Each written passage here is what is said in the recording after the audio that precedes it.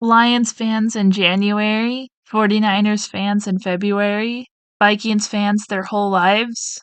Me. Oh, I have something even sadder, even more disappointing. I know the intro meme, like, football doesn't have anything to do with this, but I had to compare something people deem sad, so that was the first thing that came to mind. Anyway, years ago, we heard Netflix was making a live action adaptation of Avatar The Last Airbender. It was a second chance at a live action, seeing as no one likes the movie we don't speak about, and you know what? They blew it again. I went into the live action Avatar with optimism. I thought, okay, if they want to make this better than the movie, maybe this won't be so bad. And guess what? I've already said this, but they've ruined it again. A big component of storytelling is show not tell. They threw everything that made the first episode great out and replaced it with telling the characters a story instead of showing as they do in the original cartoon. A lot of the scenes consist of Aang running away after he's told everything he should be learning for himself, like making the choices and learning through that, cause and effects type of thing, you know? They threw all that out the window. Like stepping onto the Fire Nation ship when Katara warns him against it, leading him to believing that the Fire Nation really are dangerous and responsible for a war now, realizing the severity of the war. Then that leads to Sokka not trusting him even further, making it so he has to go away on his own, later making the choice to turn back when Zuko shows up with his fleet on his single ship. They took the choice, the agency out of the characters. They're just dragged along with the plot. And we don't need to open the first episode with a backstory with the Fire Nation and Aang's past. Aang past fits in perfectly where it occurs in the original show, and the whole point with the Fire Nation starting the 100-Year War is supposed to be up to the imagination of the consumer, of like watching it.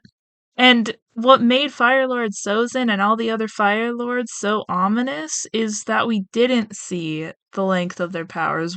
We know that they were Fire Lords during the war and Sozin started the war, but we don't need to see unnecessary backstory. Yes, we get Sozin's backstory in season 3, but it's unneeded in the beginning of the story when we just need to follow these 3 characters for the most part. Opening the show up like they did in the cartoon is way better than they did in this series, in this live action series. In the original, Sokka and Katara are arguing. We get Katara struggling with her waterbending without any words needing to be said. Show don't tell, right? And we get Sokka's reaction to her powers. Like, he doesn't think she should be focusing on waterbending, you know? Which starts the argument that leads to her freaking out and cracking the ice behind her. Then the sequence of events gets to where they find Aang in the iceberg. And Katara is the first one Aang sees. They completely scrapped that in the show, and I don't even know why. It was perfect the way it was. Character-driven stories are much more powerful and enriching than pushing them along with the plot like they have no agency whatsoever. A character-driven story, like, when the character drives the plot, it's just better, but when they're being pushed by the plot, it's like a soulless story. Another complaint I have, and dare I say this might be my, like, biggest complaint, is they did Zuko so dirty.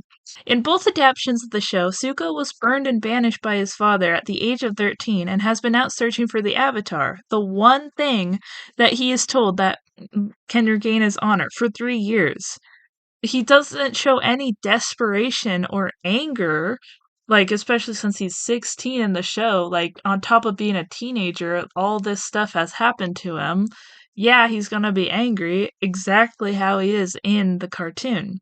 But I think this actor kind of falls into the trap, like, he kind of wants to be cool on camera. But if you're playing Zuko, starting out in season 1, you gotta tough it out. You got to act angry. You got to be unappealing to the audience. Like, I don't think anyone liked Zuko in season 1, But the whole reason people like him now is because we saw his character development. But you have to start out from the bottom in order to get that character development.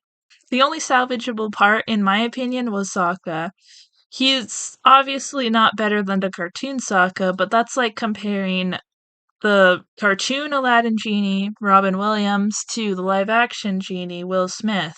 And what I applaud with how Will Smith took the character is he didn't try and be a carbon copy of the original Robin Williams. Nothing will ever beat Robin Williams' genie, right?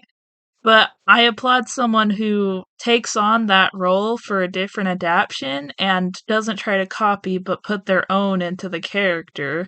Like, because there's no way to copy and be better than someone. You know, you have to bring your own. And that's what I like a little about the Sokka and the live action was it at least felt like to me that he brought his own to the character and wasn't exactly trying to copy Sokka or the guy who played Sokka in the cartoon.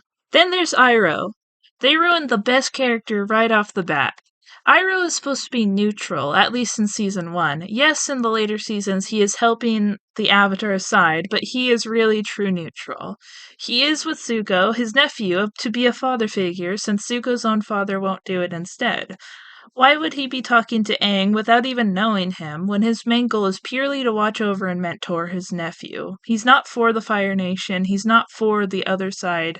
He's truly for peace, yes, but he's just there to mentor his nephew, to be a father figure to his nephew. He's wise, yes, but there is no reason for him to talk to Aang in this moment. The first member of Team Avatar he even talks to in the cartoon is Toph when she splits off from her team and when he is separated from his nephew Zuko. And that's how you create an impactful scene, but with this scene, Aang and Iroh talking to each other in the first episode doesn't make sense. Yes, they do get that in season 2 of the cartoon, but they know each other a little bit, and they're literally forced to be together because through the story, at that point in the story in season 2, they're kind of forced to work together to save Katara and Zuko. No hate towards the actors, but from what I could tell, this is majority the fault of the writers. They took out everything that made the first episode great and smashed it in smithereens. I don't even know if I want to watch the rest of this, but I might do it just to see if there's anything else that's salvageable. You know, I don't want to base something off of one part of it and then be like, it's all bad, but judging from the first episode, usually the first episode people make great, so people will want to watch more, but I don't know if I'll want to because the first episode is the introduction. If you don't like the introduction, not many people are going to tune in for the rest of the episodes, but I might just do it to see if there's anything worth watching in it. If you like this live action Avatar, you probably haven't seen the cartoon, and I highly suggest you watch the cartoon because you'll love it even more. And trust me, the original is better with storytelling, character development, and much more.